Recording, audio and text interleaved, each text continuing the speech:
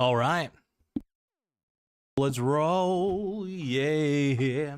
All right, so we're doing a movie review, a live review. I love doing reviews unedited and stuff. I love doing everything unedited. I love doing everything live. I enjoy trying to do things in one take. I expect it to be messy as always. So we're talking about the movie Buzzard. Um, I don't know where to begin with that movie. It was a we'll say this. We'll give a quick summary of what it really is. It's a low budget movie, a good, surprisingly good. Um, Two independent filmmakers. Well, one's the director of it's in the movie. I can't remember their names. I'll have to look up their names real quick. Um, it was just one of those movies that was just so odd. I'm still having some trouble. Like I don't know, really kind of gauging all of it. Um, but here we go. One second.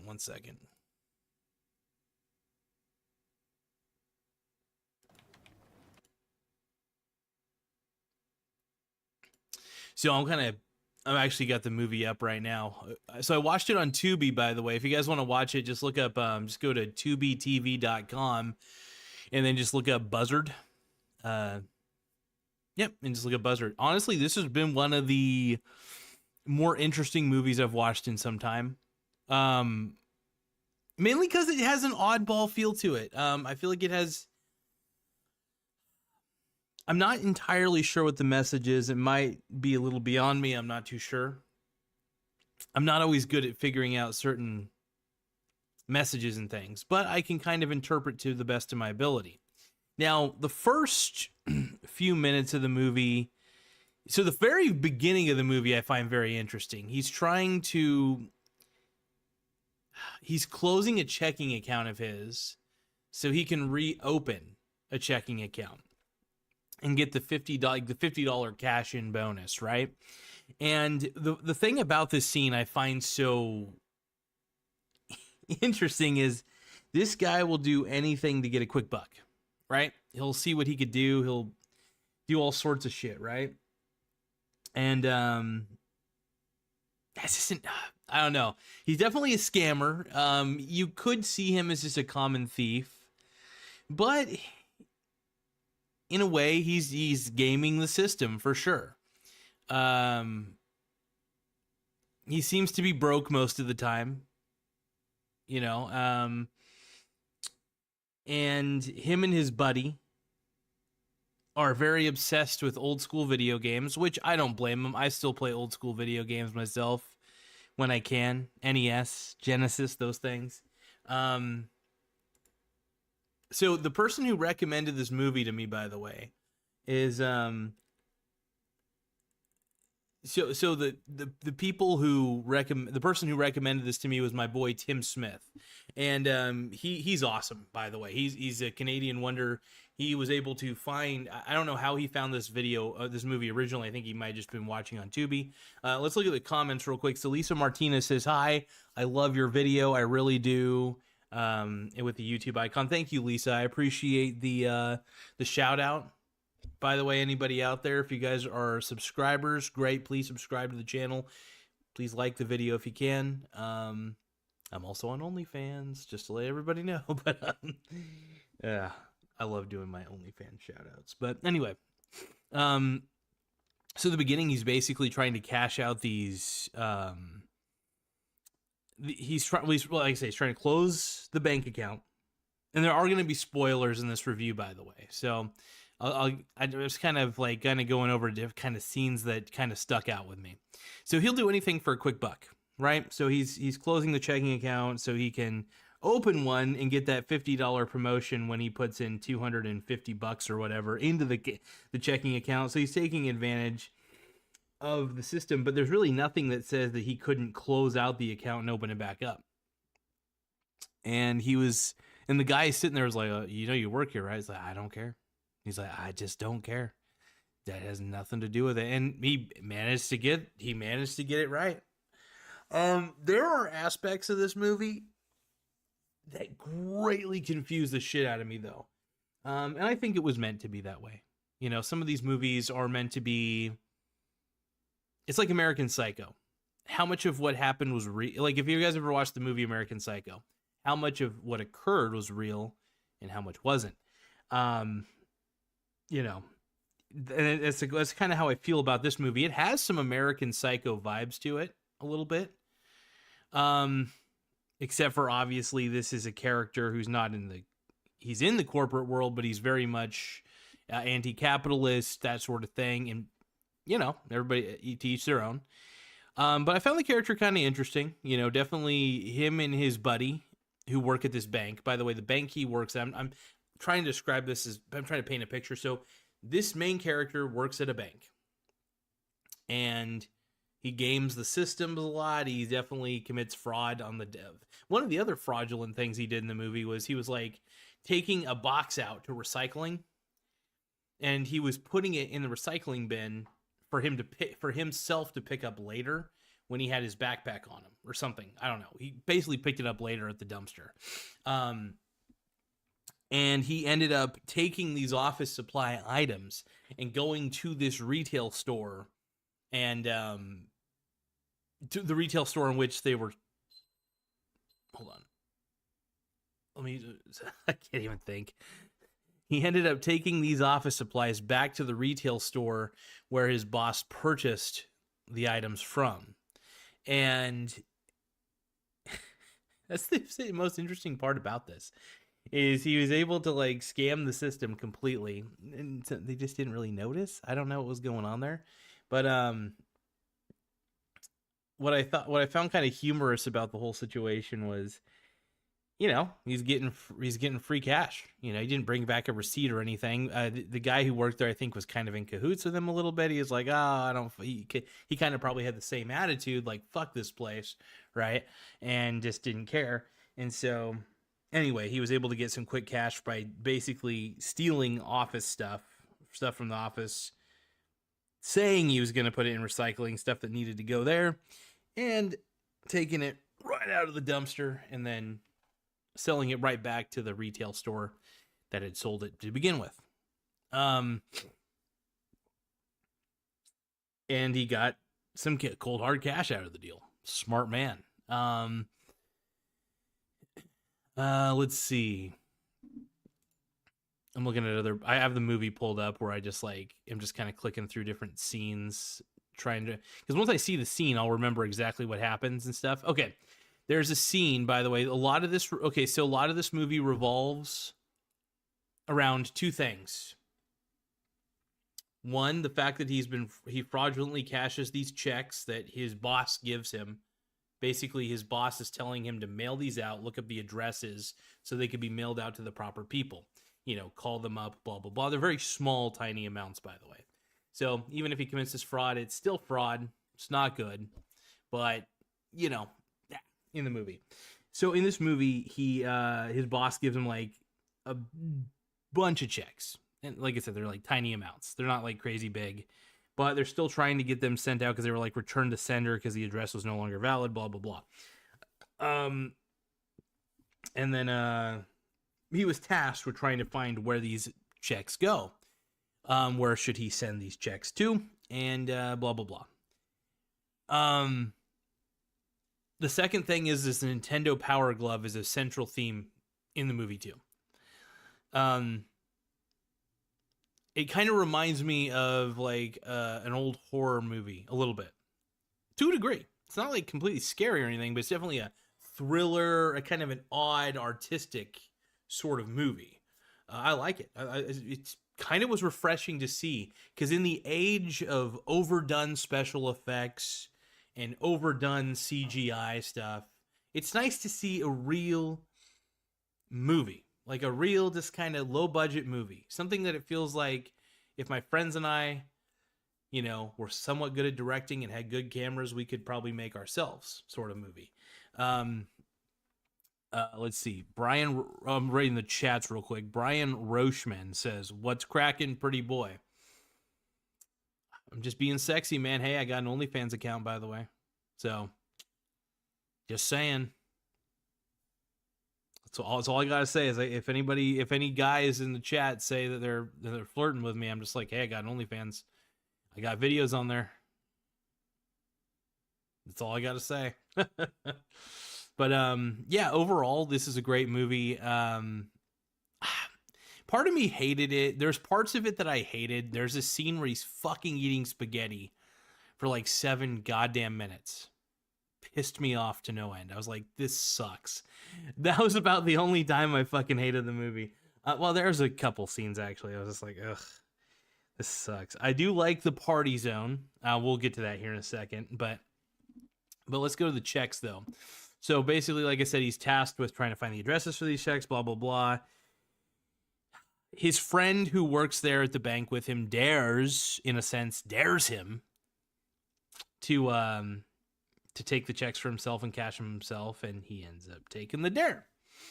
Let's see. Yeah, it's just a whole thing, man. I watched this movie in parts, so I only watched I watched 35 minutes of it in one section, and then next day I watched I think 45 minutes, and then the next day I watched the last 20 minutes. Today I watched it. I just finished it a second ago.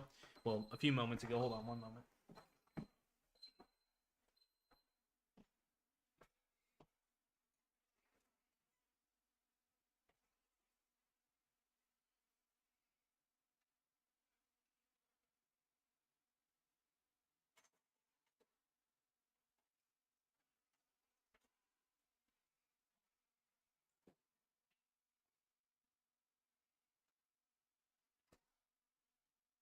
You know what? Hold on.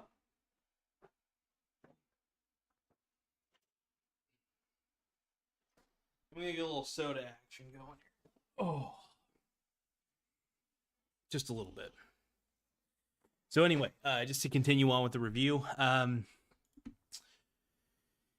Anyway, he ends up putting the checks in his little backpack, and he takes it. He does try at first. Calls up a couple of the phone numbers and stuff, and does make an effort at first, but not much of one, to try to find out who these people are. And then what's the other part? So, and then of course there are scenes where he goes back to his little apartment and stuff, and he's calling up Totino's Pizza or something like that, trying to get I don't know, free pizzas or something like that, because he said there was a coupon that said he would get free pizzas, and he said it was all scratched up or something like that. I don't know. He's trying to scam Totino's as well, which is smart. Who doesn't try to scam Totino's? Just kidding, by the way. But no, but in the movie, he's trying to scam Totino's. He's scamming everything, man. This kid's the ultimate grifter. By the way, he's grifting. He's drifting and he's grifting. One moment.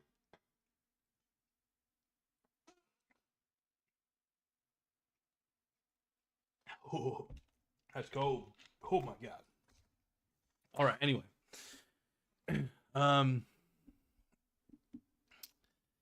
see what else we got here.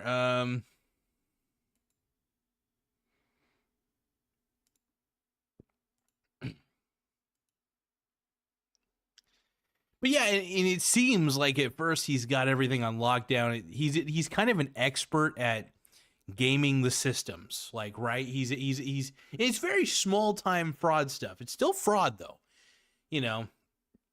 He's trying to get free pizzas from Totino's, trying to get free coupons, blah blah blah. He's basically trying to get free coupons sent to him so he can get free pizzas and stuff.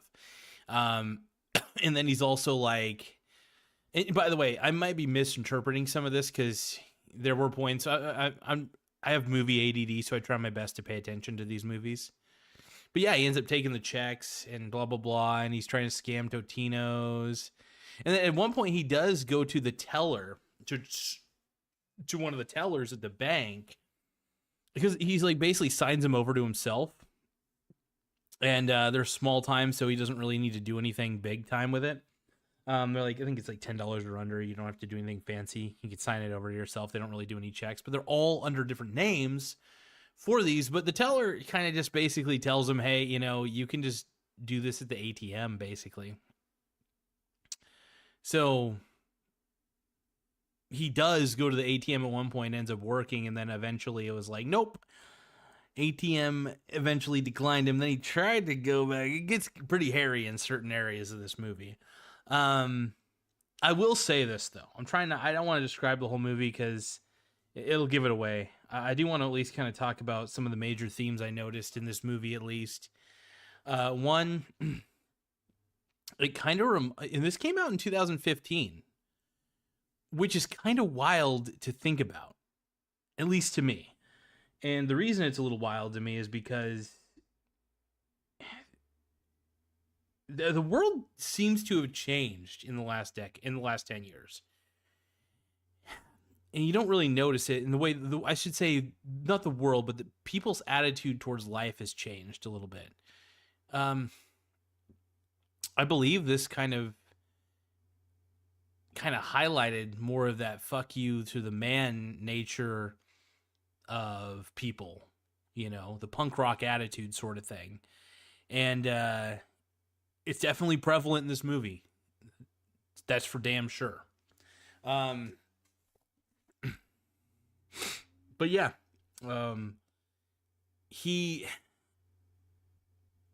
you can tell he kind of seems like a soul who's very, just kind of chaotic. He's very chaotic, anarchist sort of behavior, that sort of thing, and I don't know. It was such a wild ride of a movie. I'm still not too sure what to think of it because, like I said, I watched it in 40-40-20, like a kind of a span of like almost 3 days of watching this movie. Because, like I said, I got movie ADD, and it's hard for me to spend time watching a whole movie sometimes. But this one, it was pretty good, honestly. Just overall, if I was to give it a rating out of 10,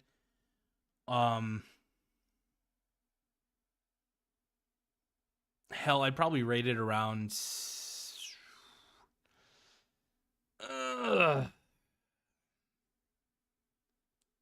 and I may change my score a little bit during this review, but I'm winding towards like a 6.5.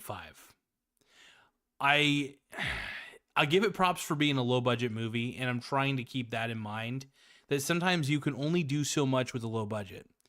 So I'm wavering between 6.5 and 7.5 as my review rating. I still haven't finalized it after watching that ending, by the way, because after that movie ended, I popped on to here immediately to do a live review. And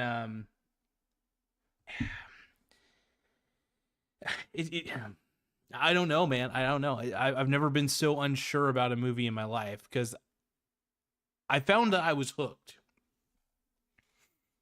I will admit, he did a really good job. There's a scene where because he already cut himself with a knife, but he was trying his best to make it look like his hand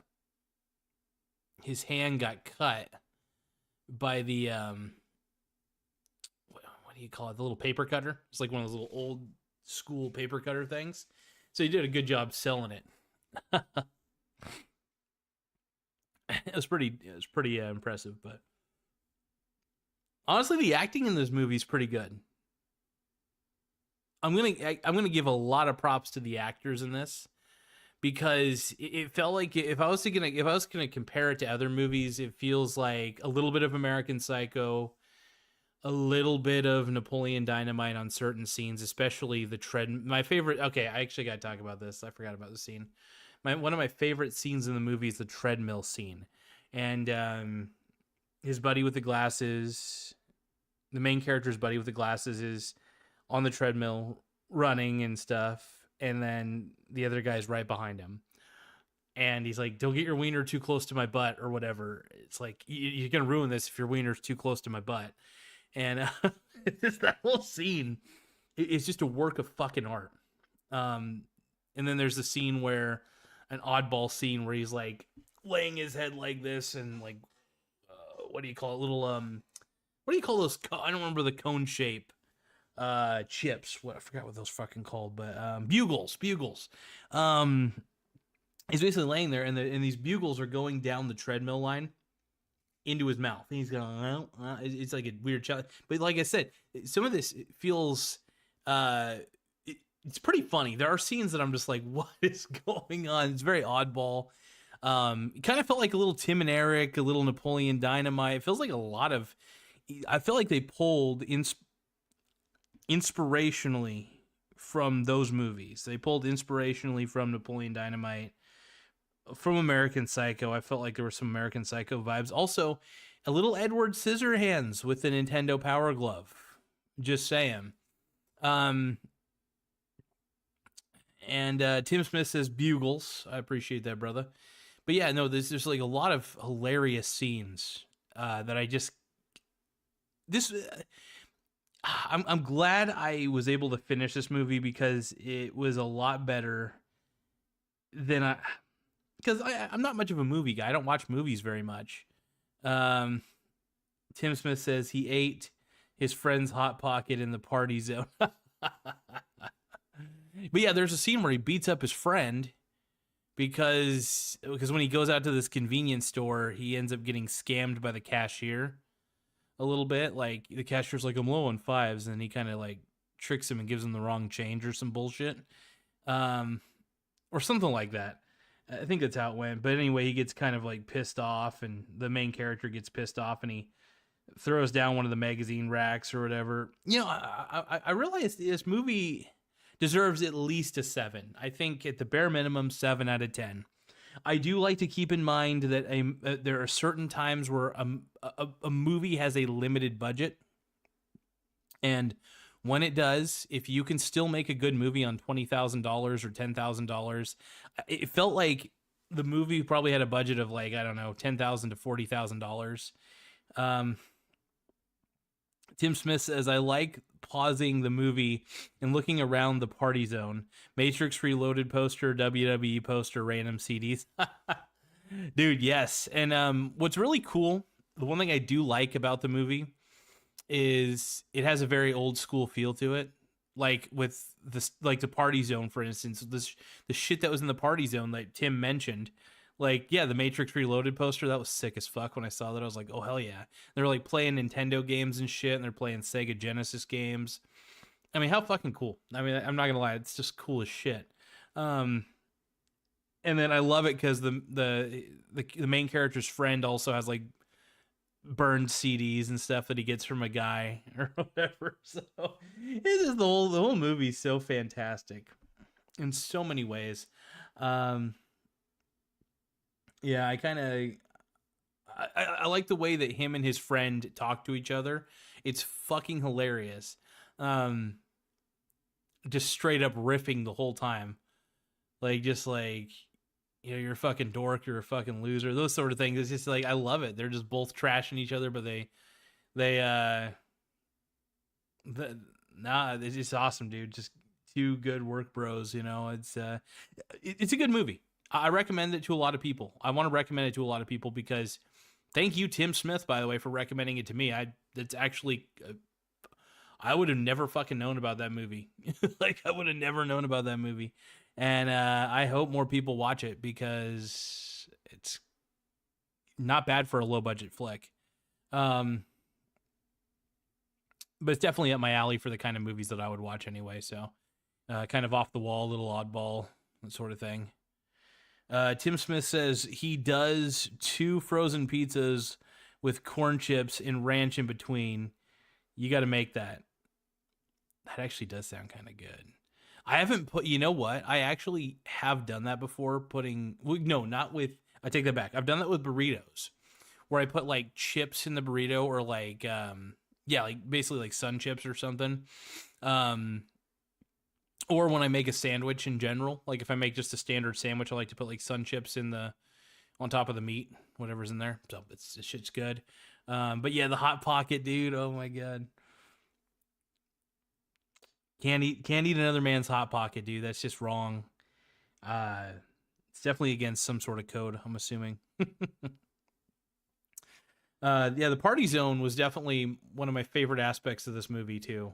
Just the whole so weird. Man, it's definitely the ultimate man cave though. I have to admit, if I ever do have my own man cave, I think I need to model my whatever man cave I have in the future after the party zone. I could turn this area into the party zone. I could have I already have a mini PlayStation over here. So it's not against it's not outside the realm of possibility. I love it.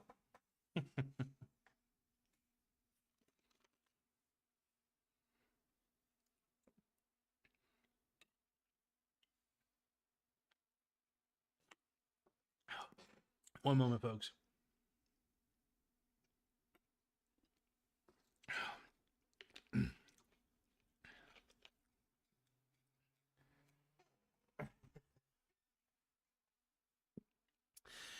Tim Smith says, I can't tell if the music Derek likes is Indian or electronic reggae or something. I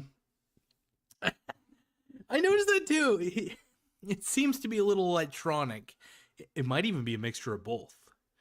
Like electronic reggae, Indian style music, like a weird combo. Honestly, I would love to do electronica reggae. EDM reggae. Could that be a thing? I don't know. Probably, dude. Honestly, if I've thought about it, it's probably already been done. I'm usually pretty late to the party on a lot of shit. Pretty slow when it comes to trends. When it comes, especially with music. Usually, I think something. I think of an idea, and I think it's original, and I found out, oh shit, somebody's already done it. Fuck.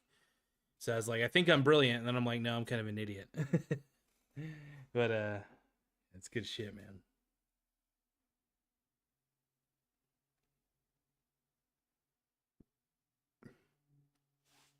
Tim Smith says when this movie came out, their website had a free game you could download. I don't remember all of it, but I remember having to eat bugles off the treadmill as they keep getting faster, and at the end, you fight the check cashing boss with your power, Freddy.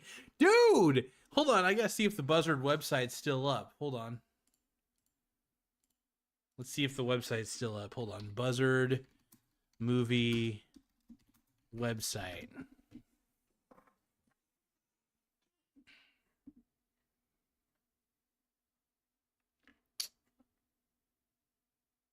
Okay, let me look up the game. I wonder if anybody's got the game. Hold on.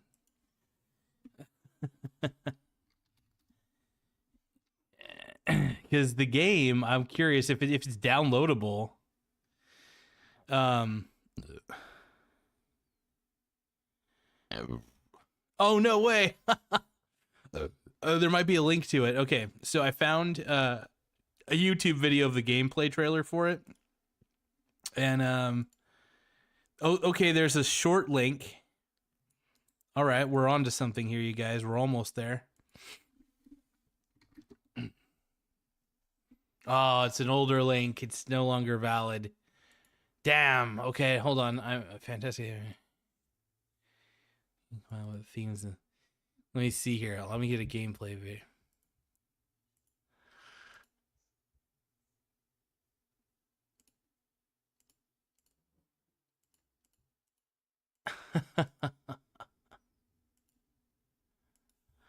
That's funny though.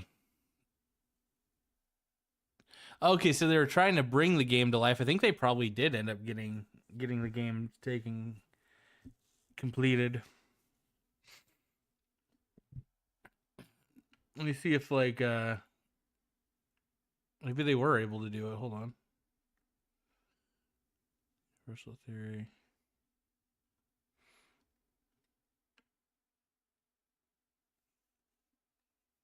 Hmm. Well, shit. Well, let me get back to the review here. Sorry about that. I went off the rails a little bit. Um, Tim Smith says at the end you fight the check cashing boss with your power Freddy Krueger love is so awesome. Tim Smith says the game is still there, but it's 99 cents. You should play it. I just emailed you the link to the video game. Oh, okay, cool. Hold on. Checking my email real quick. In the party zone, dude. We are in the part. Oh my god. Hell yeah, dude.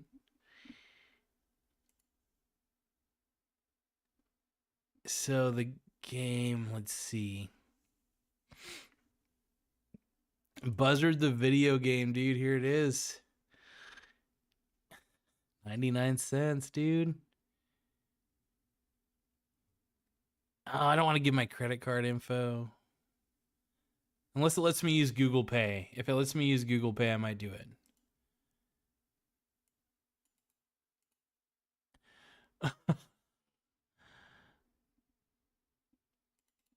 No, I'm good. I don't want to put my. It doesn't give me. I don't trust anything that doesn't give me the option to Google Pay online. Unless it's like Amazon. I'll give my card to Amazon, but I don't know this. These guys seem. I don't know. They're probably legit, but I don't know. I got my reasons for that shit. But if I can find a copy of it somewhere on the internet, so I'll definitely try to. Maybe I'll even just watch somebody else's gameplay and just kind of react to the gameplay. But I'm good without playing the video game for now. But the movie overall, like I said, it has themes of American site.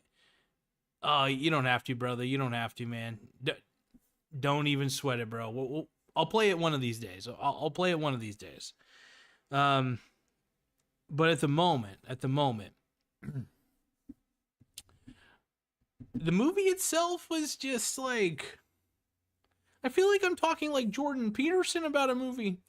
There's a lot of elements in the movie that made me cry, made me sad. but yeah, he needed to clean his apartment. But no, overall the whole thing was definitely kind of like it felt like a big, kind of a fuck you film towards like corporate culture, that sort of thing. Definitely felt like a very punk rock movie though, if I say so myself. Very odd movie though. Very fun though.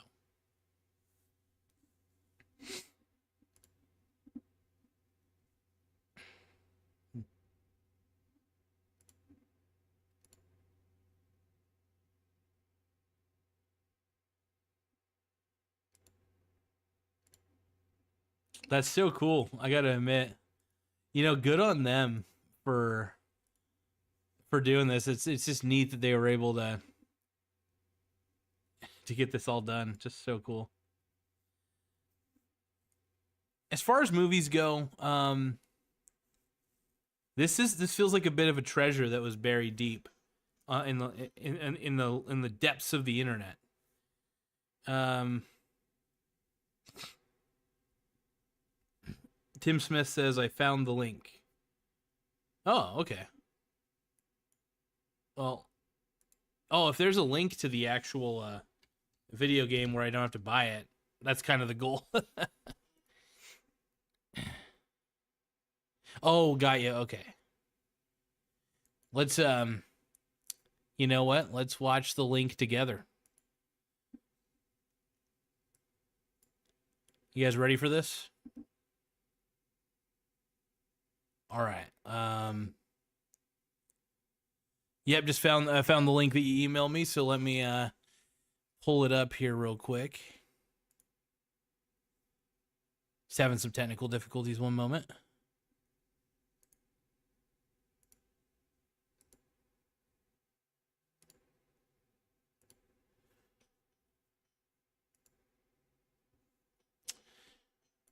All right, hold on.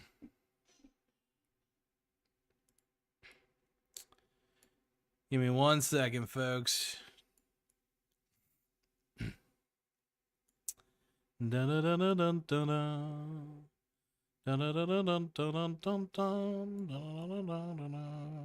All right, that should do. That should do. Put it right here. All right, you guys ready for this? Skip this Grammarly ad real quick. Rewrite it. Grammarly makes your message clear so it's...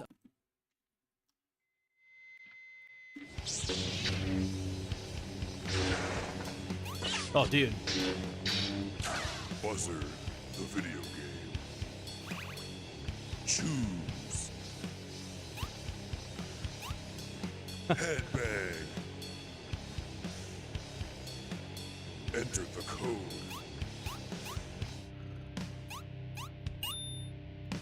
Power up.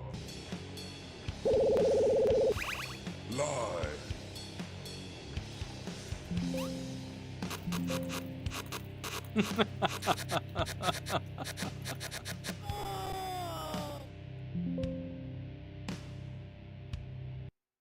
That's beautiful. Fucking beautiful. Oh, that rim on the recommended here. Nice, dude. That was too good. I appreciate that. Friggin' pimp is all I gotta say. What a pimp, dude.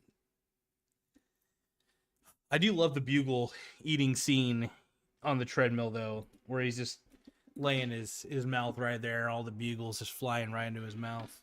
So good. But you know, it makes me kind of want to just start playing like old Nintendo games again and Super Nintendo games.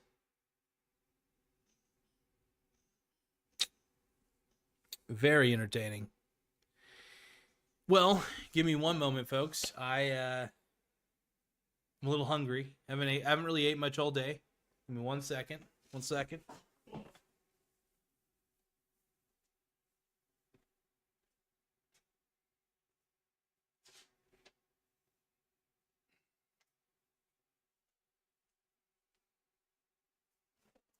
Here we go. All right, so I got taquitos to celebrate. One thing I do need.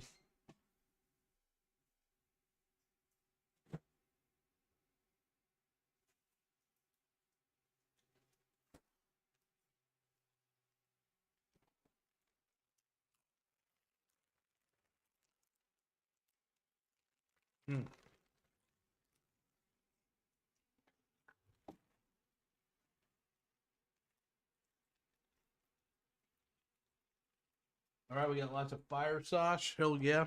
We got fire sauce from Taco Bell. Diablo. More fire.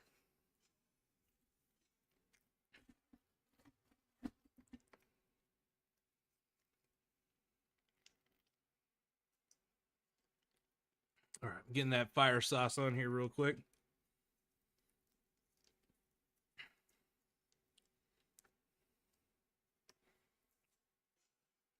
Tim Smith says the same actor and director made a follow-up movie together in 2019 that's even better than Buzzard. Just email me the link. Okay. Hell yeah.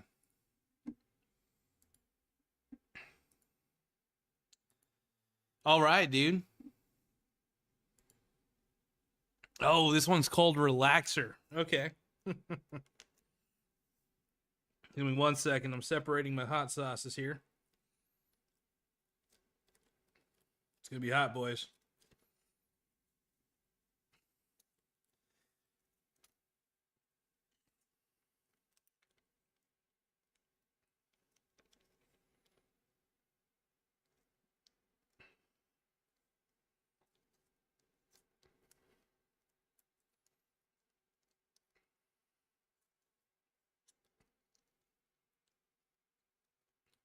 All right. All right, I'm ready for this shit. I got a Diablo sauce and fire sauce. I'm dipping this into the fire sauce, as you can see.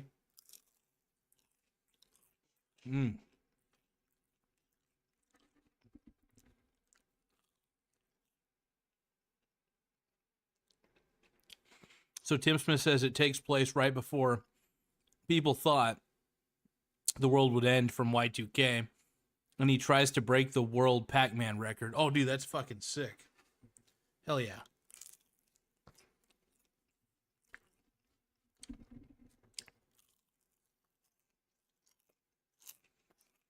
These guys are great, man. I'm glad I was able to watch that for free on Tubi.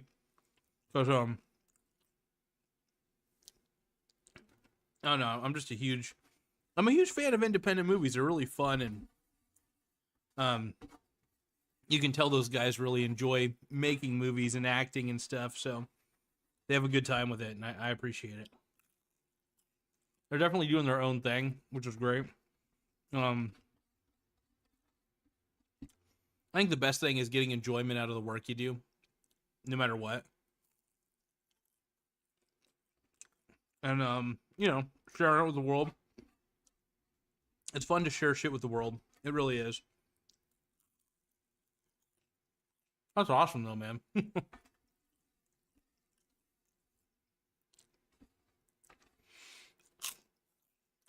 I'm still very confused by the ending of Buzzard, though. I'm trying to understand, like, what exactly happened. Because he slices that guy's side open, side of his face. The guy who owns the bank there. Right, it's just crazy. It's just fucking unreal, dude. And how he got out of there was actually kind of was kind of wild. But that Nintendo Power Glove, dude, it was those knives, man, it was powerful.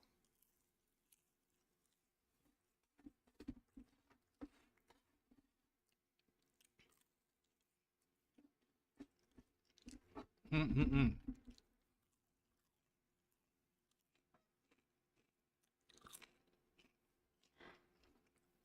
Mm. But yeah, I recommend the movie to anybody who hasn't watched it yet, because it's really something. I don't think a lot of people probably have watched it, but one of the better independent films I've watched in a long ass time, man.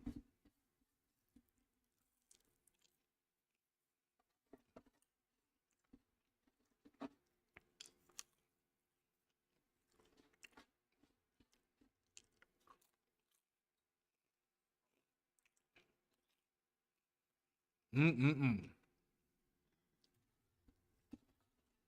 I wonder if they ever released it like on YouTube or anything. Like just the movie itself.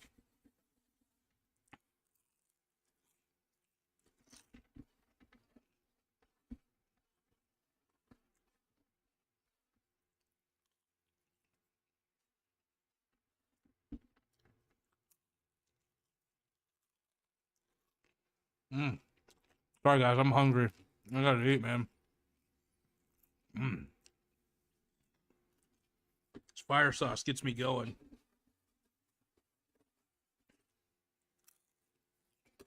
Can I get more? I got any more Diablo? Oh, there we go.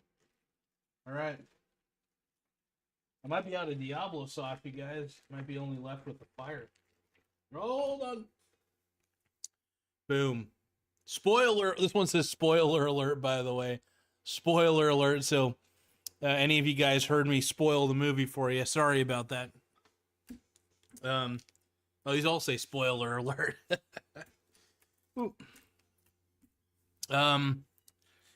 Let's see. Tim Smith says, I think back then I would look at everyone's top 100 movie lists for the year, and that one stuck out for some reason, so I checked it out. Hell yeah. It's pretty good, honestly. You know, a lot of independent films definitely fly under the radar. And, you know, word of mouth can spread to a point, you know, only so far when it comes to independent movies. And so hopefully more people see this movie. I think it's, in a lot of ways, pretty damn brilliant. I liked it. Kind of a strange character. But just, it's, I got a kick out of the way the main characters interacted with each other. Or I should say because the director guy who played his buddy, is, well, I think I'm trying to remember which one the director. I think the guy with the glasses is the director. I can't remember exactly. But they just do such a good job. They have such perfect on-screen chemistry together, and I loved it.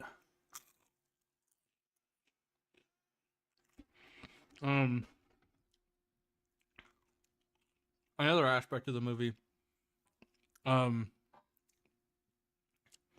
I said, I didn't know what was real and what wasn't. Part of me wondered, did he actually do all those things, like cut the guy? You know, how did he get away with all that? Trying to figure out how it ends. I still don't know. The ending's just, I don't get the ending, I guess.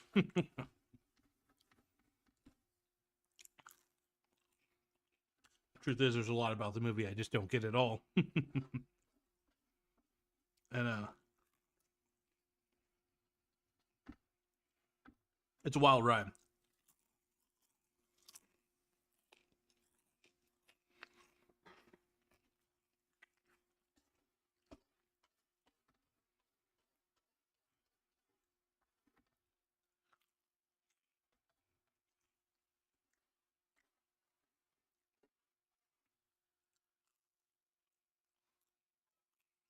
The scene where he copies the hotel key, I found that very odd too. The interactions were just, they felt real. The interactions did actually kind of feel pretty real, but there's something eerie about some of the interactions that he had with most people. Very odd. I almost felt like it was themed like a horror movie. Like it was themed like a horror movie more than anything. And that I appreciate a lot. My mouth is on fire right now. Diablo sauce, baby. All you need. That's all my fat fucking ass needs. Oh yeah.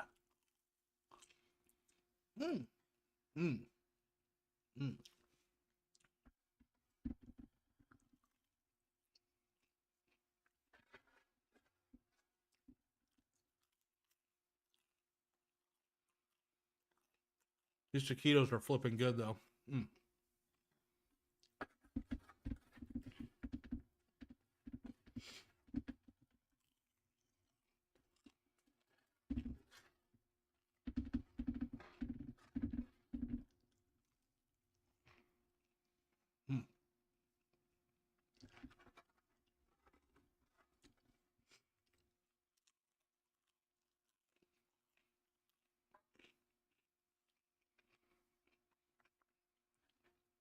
The thing about movies, man, sometimes it's just a matter of marketing.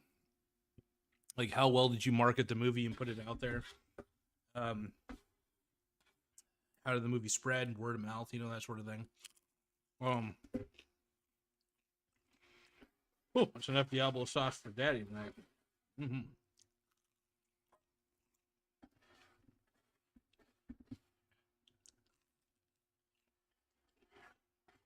But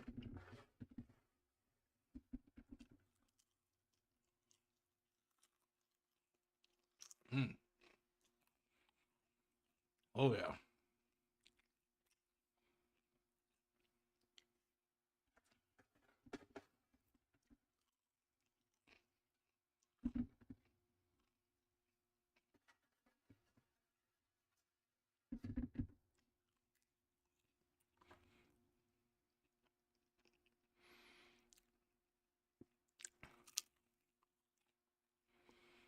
Oh yeah. But my goodness.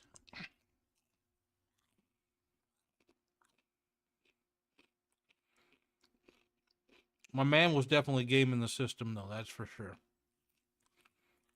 Which was crazy to me. You know.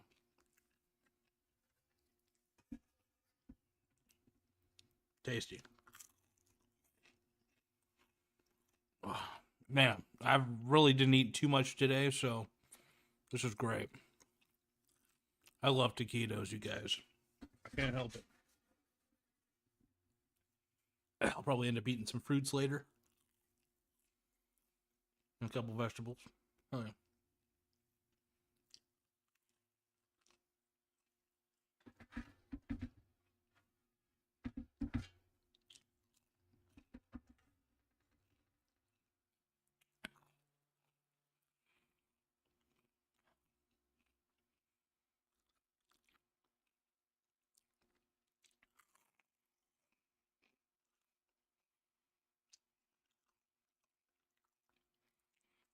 Mm.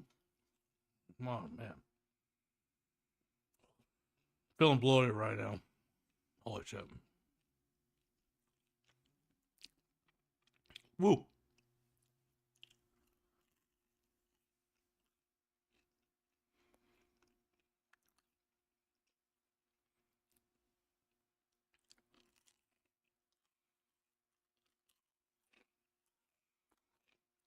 Mm-hmm. The moral of the story, though, is don't commit check fraud. Just don't do it. It's illegal. It's damn illegal. One moment.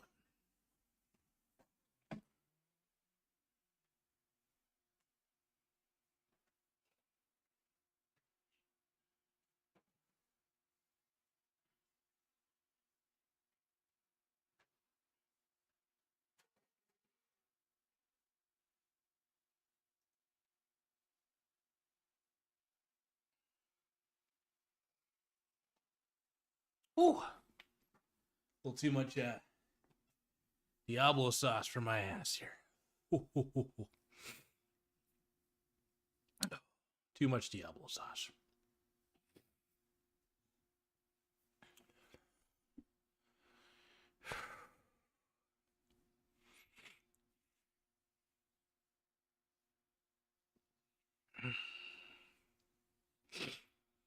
All right. So Tim Smith, I'm curious because I know you watched the movie too. I give it a 7 out of 10. I think I at first I gave it a 6.5, but upon further reflection, the ending was not as eventful as I hoped it would be. It was eventful to a degree, but I thought he was going to get his ass like thrown in jail or something. Let's see. Tim Smith says, I don't seem to live anywhere near a Taco Bell. Haven't been in a while. Dude, Taco Bell is crack to me. It's fucking drug. I don't eat a lot of Taco Bell, but when I do, I like to request a lot of these Diablo sauce packets, and I keep them in a Ziploc bag in my fridge. So Tim Smith gives the movie a 8.25. For me, well, it kept my attention. I'll say that. Well, I liked the story. The movie didn't. For me to give it at least an 8, I could even range to 7.5. Like, because, like I said, a part of me, some of the movie felt a little annoying. Some of the movie felt a little stupid. But I know exactly what kind of movie it is just based on the type of movie it is. So, is giving it a 7 maybe unfair? Maybe. I might even be a little too critical, and maybe it's just the fact that it's not my kind of genre. But I think 7 for me, 7 felt right for me, at least, based on my personal taste. A lot of it was pretty impressive, though, as far as like the fact that these guys, I don't think they had much of a studio. You know, I think they just had their cameras and stuff. So honestly, given the budget, I think I probably should give it at least a 7.5. I'm wavering at the moment, thinking about it. I'm still set on my 7, though. I think 7 for me is a good score. But I do like to hear the audience's input, though. Any of the audience, by the way, if you all have seen the movie Buzzard, if any of you guys have in the live chat, I know Tim said he'd give it an 8.25, which it's actually pretty good score. I don't want to back. I don't want to back down to my 7 though, because there, like I said, there were some spots in the movie where I was just like, the spaghetti. Okay, the scene where he's eating spaghetti in the hotel room bed, like for 7 fucking minutes or something. I swear that drag. Oh.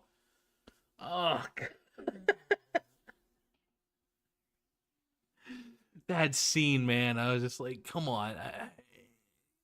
I guess it showed. I guess you can understand the main character by the way he eats. I guess you can understand a lot about somebody by watching the way they eat. If you watch the way I eat, for instance, I'm a slob. I eat like a rat.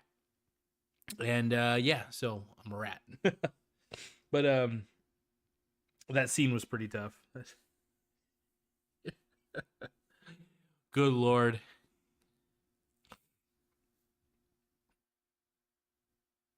Tim Smith says I might bump it up to a 9, depending on my mood. I have a different opinion every time I watch it, but it reminds me of my hometown friend's basement, convenience stores, frozen pizza. Absolutely. Absolutely. In fact, it in a weird way, it actually reminds me of the time when my buddy Nathan was living in his parents' garage, and we would all just hang out there and be smoking cigarettes and playing video games and watching movies and being weirdos. And that was fun back in the day for sure. It definitely gave me that feel too. A lot of it gave me that feel for sure.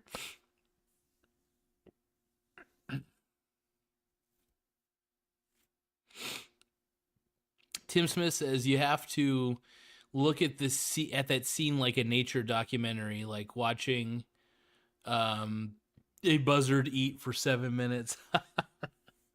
It's funny. But that scene was so tough to watch. I was like, God damn it, I'm eating a man. I'm watching a man eat spaghetti for fucking 7 or 6 minutes. I'm like, good Lord, man. Good Lord, man. What are you doing? What are you doing with your life, man? You're eating spaghetti like a slob in a hotel room. trying to do the best Jordan Peterson accent I can do. You know, the main character really, it's just a sign of a decay of culture. The woke leftists, you know what I'm saying, man? I can't do the, you know what I'm saying? You gotta clean your room. It makes me sad. It makes me emotional. It makes me really emotional, you know. You gotta figure out the archetypes in this movie. Sorry, I am not doing a good Jordan Peterson tonight, man. My voice is just too. It's tough to go to his vocal frequency for me, because you really have to say hello. What are you doing here? Don't understand. It's tough. A very emotional man. I cried several times when I watched this movie. But no, it definitely reminded me of those days too. I never had a friend that had a basement per se. Well, we never hung out in the basement at least, but some of my buddies, we would all, like I said, hang out in Nathan's garage. So it definitely had that feel. Nathan's garage, my buddy Nathan, his garage was definitely the party zone back in the day. That's for sure. So much fun. Nathan Walker says, where did you see the movie? Oh, and Tim responded, of course, it's free on Tubi TV, Nathan. And when I say Nathan, I'm not talking about the Nathan Walker in the chat. I'm talking about my boy I've known for a long time, Mr. Nathan. And yeah, his the garage was definitely the party zone back in the day. That's for sure.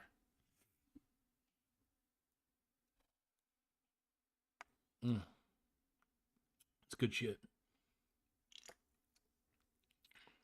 You gotta clean your room. I love doing the Jordan Peterson accent to the best of my ability, though. It's like, the main character, I was trying to understand better.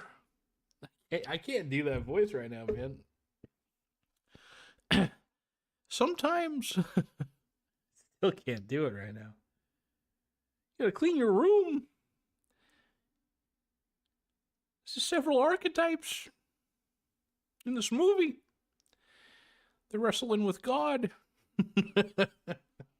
No, I can't do the Jordan Peterson voice very well right now. But definitely drinking some Pepsi though. This is zero sugar wild cherry cream Pepsi. It's pretty good.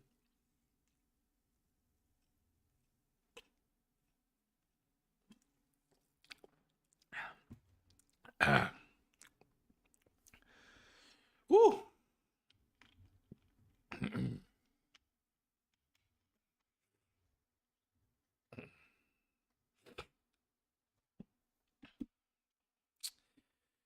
Whew. But man, it was a wild roller coaster ride of a movie. It felt good to watch the rest of it though, because I definitely wanted to see how it ended. And like I said, I'm still confused by the ending. Maybe Tim, I don't know if Tim has a different viewpoint on what exactly happened in the end, because I'm still struggling to figure out like what the hell happened at the end of that movie. I am kind of curious what ChatGPT has to say about it, though. Hold on. Can you explain the last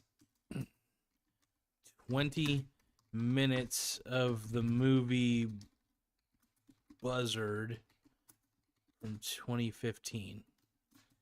It confused the shit out of me, and I am trying to understand what happened.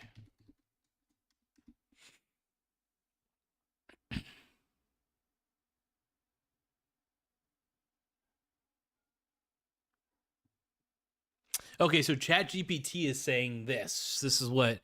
So it's saying, yeah, the last 20 minutes of Buzzard from 2015 can be pretty disorienting, and that's totally intentional. Joel Petrikis crafted the film in a way that mirrors Marty Jakotonsky's mental and emotional descent. Okay. Here's a breakdown of what happens and what it likely means. So number one is Marty's mental breakdown. By the way, Marty's the main character in the movie, and I totally spaced out his name the entire review until now, until it mentioned Marty's name on here. As the movie progresses, Marty becomes more paranoid and detached from reality. He's on the run after committing small-scale fraud and is essentially homeless. His paranoia is at an all-time high, but at this point, it's not entirely clear if anyone is actually after him or if he's just unraveling under his own self-imposed pressure. Number two is the hotel room scene. Marty checks into a fancy hotel using what's left of his stolen money. This moment is significant because it's one of his last attempts at pretending he has control over his life. He treats himself to room service, lounges in a room.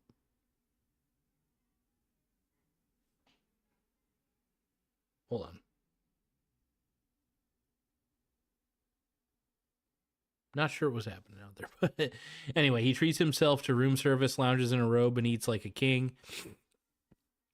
Like he's living in some kind of fantasy, but the whole thing is temporary. And deep down, he knows it. The bloodied hands. Now, near the end, we see Marty with blood all over his hands, but it's ambiguous as to where it came from. The movie never explicitly tells us whether he hurt someone, hurt himself, or if it's just symbolic of his mental breakdown. This moment is crucial because it leaves us questioning his state of mind. Has he completely lost it? Did he commit a real crime this time? Or is it all in his head? That's exactly what I was thinking. I was talking about earlier. It felt like it from American Psycho, for instance, where he didn't really kill anybody. At least I don't think, in that movie. and a lot of the shit was going on in his head. But Tim Smith is saying the ending. It's an independent electronics store going out of business, and he's into retro electronics and obsolete technologies and attitudes. His spirit leaves him and ends up in the screens. Okay, but is he having the breakdown, or is he normal? And society is breaking down around him. I mean, that's some deep shit right there, because in a lot of ways,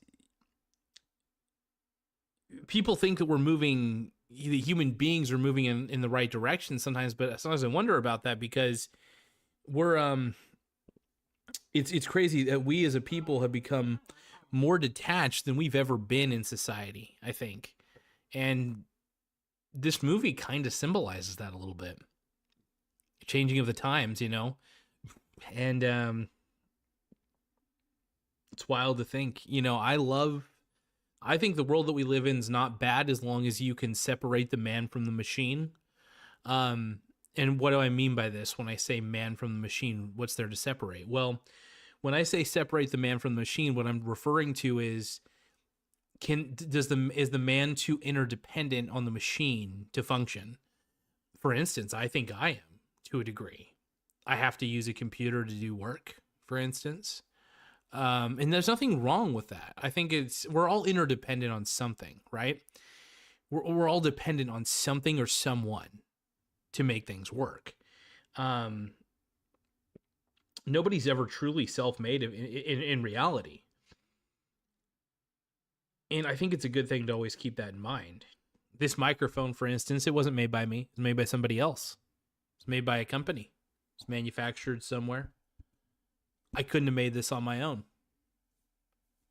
You know, and I know it sounds like I'm going on a bit of a tangent here, but in a lot of ways, it's the world we live in is that's a deep meaning, man. That's a deep meaning. It's like the old saying, you know, I'm not crazy, everybody else is. There are times where there's a lot of times where that's actually true. Where I think that people who can find peace and tranquility in such a chaotic world, are they the crazy ones, or are they the sane ones? That's the question. And I mean, one man's sanity is another man's insanity. As odd as that sounds. What's insane for some people is sane for others. Some people see society breaking down around them and they feel terrible about it, but some people don't even realize that society is breaking down around them. Some people don't even really care. And it saddens me to see the social decay in the world. That really it bums me out. I don't like seeing... I like seeing growth. And truth be told, sometimes I feel like I'm a little stagnant myself personally. I don't like it. But I think if I want to help encourage change in the world, I think I got to be, you know, I got to do something about my life, whatever I need to do, at least. That's crazy though, man. That's good shit.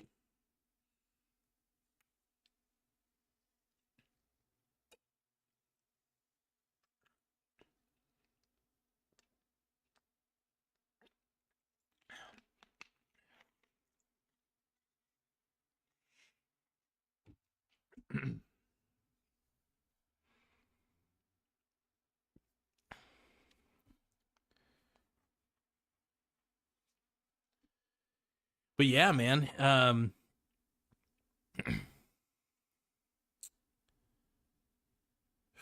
wild. It's interesting to think about, though, man.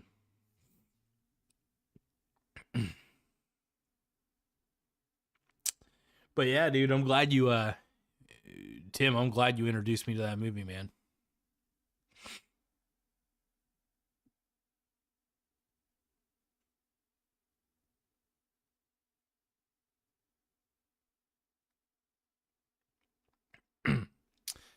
Tim Smith says, for me, the movie is about how much of the world is a scam. I think Jack Tansky's attitude is he knows this and doesn't respect it for that reason. I can see that. Like, for instance, I guess things that are scammy in a weird way is kind of like coupons. Getting a special coupon for a discount, you know. Why is the... I'll give an example. Blinkist. This app I got. I was able to get it for $30 for a full year because of some special 70% off promotion for the full year. And, well, other people probably have had to pay $99 or $100 for the full year. That's in a weird way, coupons are kind of scammy themselves because it's like, why do I deserve such a good discount and everybody else has to pay full retail? Or, you know, from the same website, by the way. It's not like they're purchasing it from somewhere else either. You know, I'm just getting a special coupon I found on some random article. And then I just applied it, you know. So, I see that. So in a weird way, he's not really scamming in certain aspects of it, like with the Totino's coupons or whatever. He's just, I don't know. Is it scamming the scam?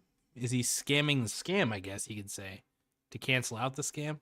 Doesn't cancel it out per se, but it's tricky. It's tricky. Damn, man. Making me think, Tim. I'm short-circuiting. But that's good shit, man.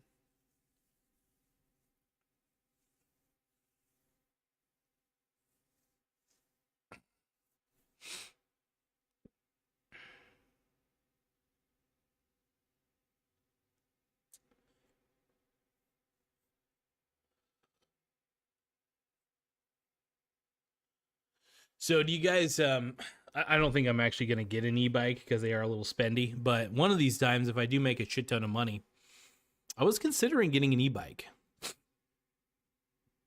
It's been kind of on the top of my mind a little bit. Like, should I get one? Should I? Be kind of cool. I think it'd be neat to have an e-bike.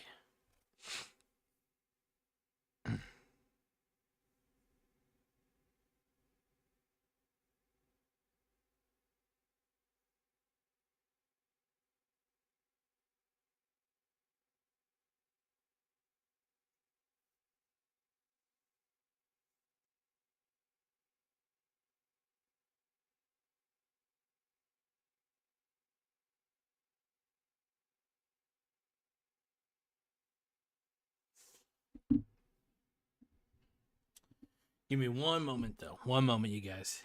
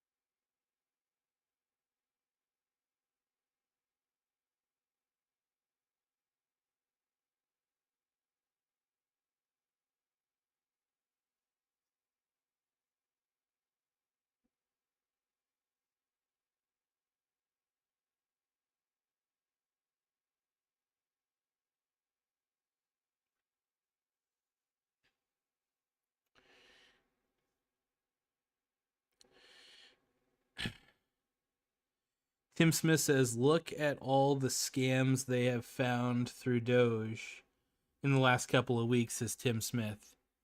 Yes. Oh my goodness, yes. Actually, all the money laundering that's been going on. Of course, government is synonymous with money laundering. I mean, that's just the fact of life in the world of the government, so doesn't shock me in the slightest. Doesn't shock me at all, to be honest.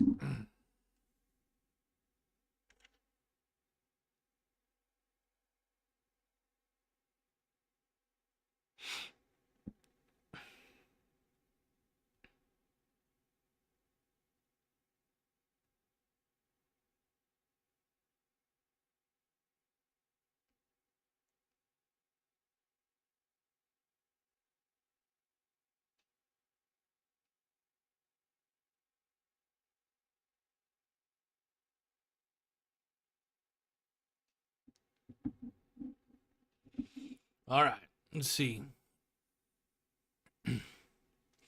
Tim Smith says, so is Jack Atansky the problem, or is he just a symptom of a larger issue?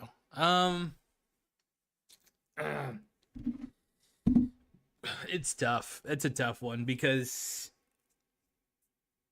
inherently,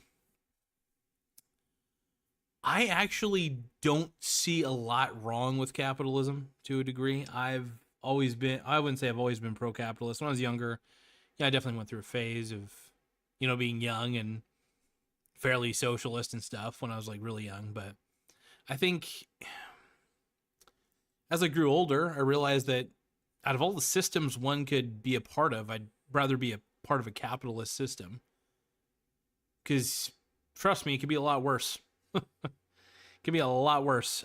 We see, yeah. In a weird way, it's and the thing is, I mean, it just depends on the kind of person one is, and it's tough to completely villainize the main character. It's tough to. Because in the small scale of things, he really isn't affecting anything on the big scale too negatively.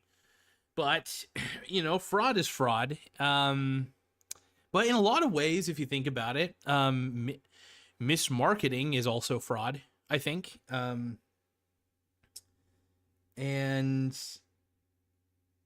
I think he definitely exposed some of those mismarketing things. And so I think there's fraud on multiple levels. Not with just the main character, but we're talking about with businesses. The way that way marketing is these days is very very sus, I guess you could say, suspect. You don't always get what is advertised. It's a lot of falsehoods in modern marketing. So yeah, I think, the thing is, I realized that maybe both the main character and the main character, in my opinion, now that I'm thinking more about this movie a little bit more, is that he's a reflection of the bad of capitalism. Now, not everything in capitalism is bad. Look, but there's fraud that happens in capitalism at a larger scale too. So, it's really tough. I don't necessarily consider the main character a villain, but I don't necessarily see him as a hero either. I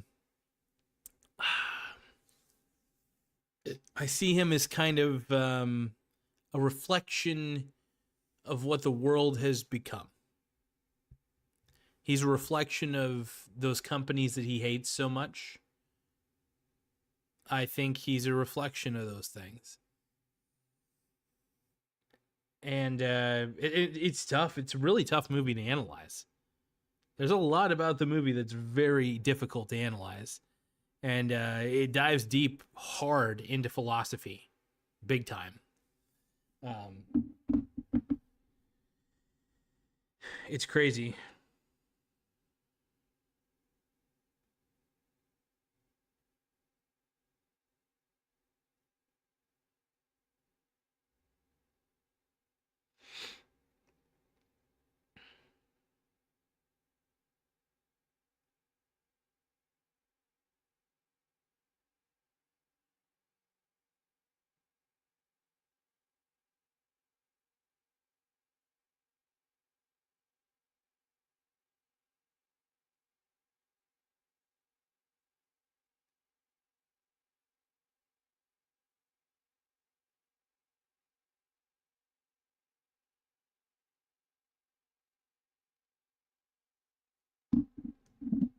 All right, let's see.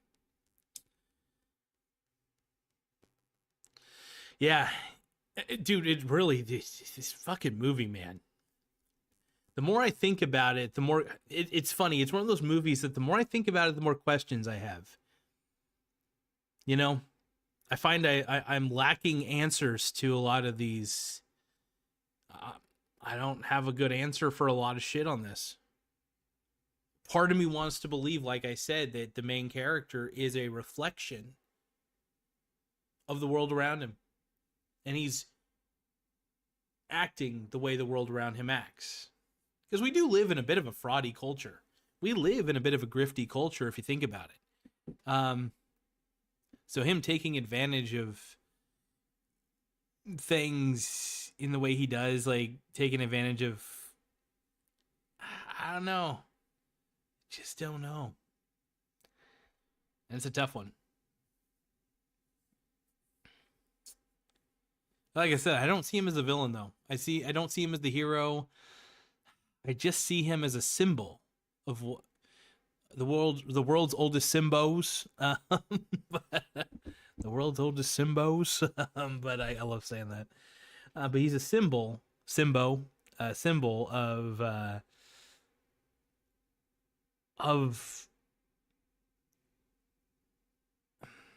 like I said, he's a reflection of the corporate world to a degree.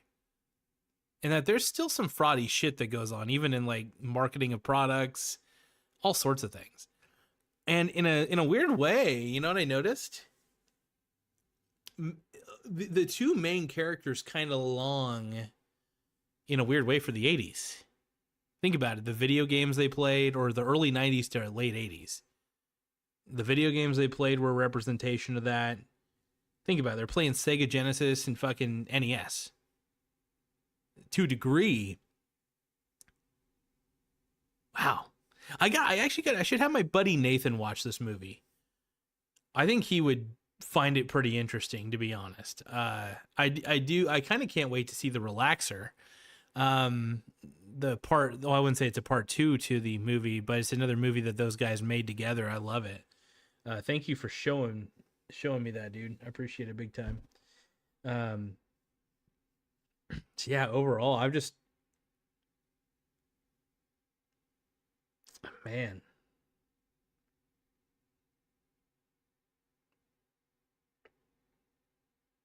I'm left with a ton of questions. It feels like no answers. And sometimes that's okay. Sometimes just leaving a movie with, as I think we're so used to always having the answers. And in the end, really, we don't. And I think in some instances, that's okay. Tim Smith says, synopsis for The Relaxer. With the Y2K apocalypse looming, a slacker goes on a mission to conquer the unbeatable level 256 on Pac-Man before the national power grid goes kaput.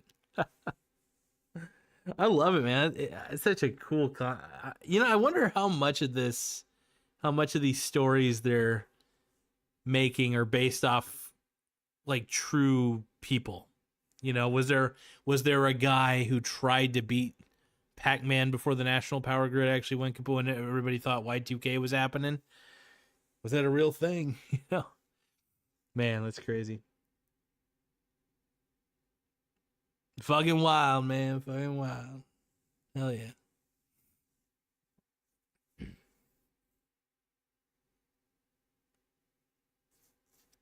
Man.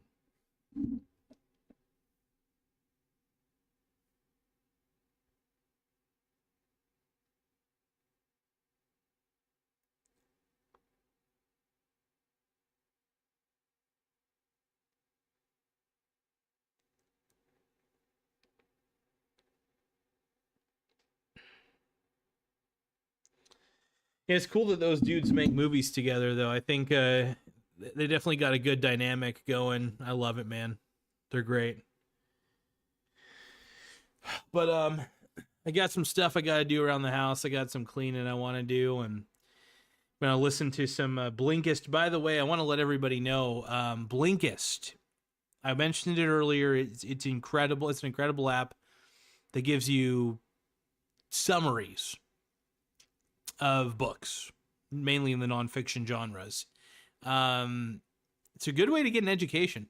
Really is, especially when you have stuff around the house you have to do. I'm listening. Typically, I'm just listening to whatever on Blinkist, but just anything that gives me new insights on different things like marketing or selling. Those are things I'm into. It's funny, we're just talking about how a lot of marketing and selling these days definitely seems very fraudy and definitely very gimmicky. And that's how I kind of see the main character in society kind of align a little bit. But yeah. But definitely the main character has a longing for the past, which I get it. I've been there.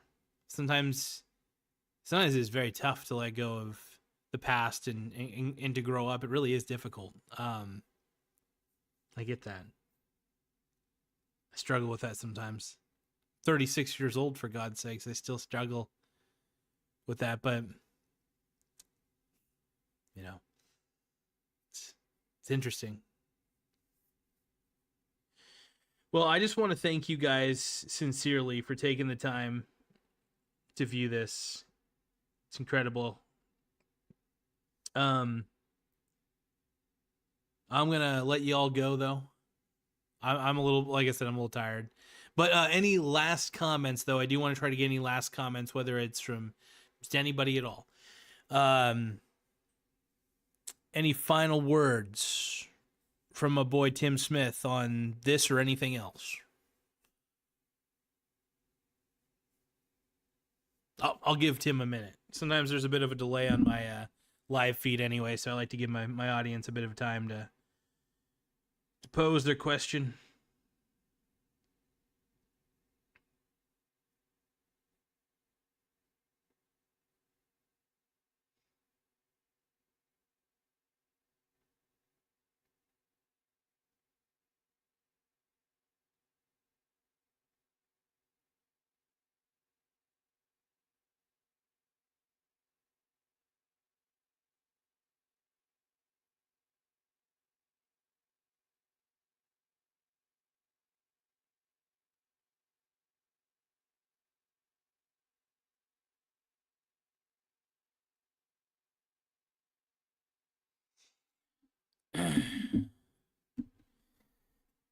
Let's see. Tim Smith says, bring your own controller to the party zone. Way ahead of you, boy. Way ahead of you, boy. Way ahead of you.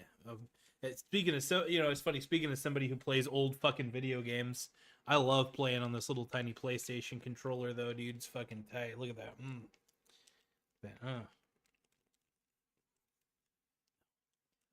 Here's my acting chops, by the way. Here's how good of an actor I am. Yeah. No. Again. Damn. That's shitty acting. Punch the keys, for God's sakes. I was watching a Finding Forrester clip, the one that's inspired You're the Man Now Dog, YTMND.com. One of these days I need to definitely go to ytmnd.com and show you guys the brilliance of this website. But there's this movie called Finding Forrester with Sean Connery, and there's a scene where I don't know what the whole movie's really about. I've just seen clips of it, but the scene that gets the meme started is him saying, teaching this kid kind of how to type better or write better, I guess. And he's basically saying, he's just kind of there with his whiskey. He's like, punch the keys, for God's sakes. And then he starts, the kid starts typing more, punching harder, doing better. He's like, yes. You're the man now, dog. But this is such a good fucking scene, man. Punch the keys, for God's sakes. You're the man now, dog. Just the way he says it, though. It's just fucking beautiful. But we'll have to look at some YTMNDs one of these times. But yeah, bring your own controller to the party zone, guys. If you guys want to party here, yeah, bring your own motherfucking controller, dog. Oh, dude, I'm getting buff. Look at that. Getting beefy. I've been doing more hang-ups on the doing more double chonk chocolate cookie. I look like I'm trying to have the same build as the Costco dad, in the family. Double chonk chocolate cookie. I can't get enough of that. I love saying that so fucking much. Do you guys want one more double chonk chocolate cookie? Anyway, I'm sorry. I love I got to bring the boom somehow, man. I'm bringing the double chonk chocolate cookie to the party zone too. Tim Smith says, "Oh, how many booms for Buzzard?" All right, dude. Okay, hold on.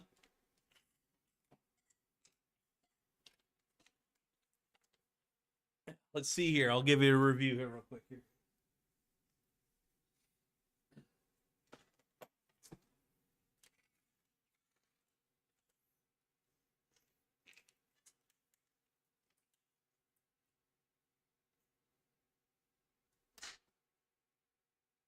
It's a base hit. It's a base hit. But you know, if I'm gonna give it on the boom meter, I think we're gonna give it a. I think, you know, I want to give it 4 booms out of 5. We're gonna go on the boom meter. Bring the boom. Bring the boom to you. But I think I'm still pretty set on my 7 out of 10. Like I said, there's other elements for movies that movies really have to keep me dialed in. This one kept me dialed in to a point, but like I said, I've got movie ADD. I think if it would have kept me a little more dialed in, I probably would have given it an 8 for sure. But that was the only problem. I think otherwise, great story, great writing, you know, good what's the word? Filmography? I don't know.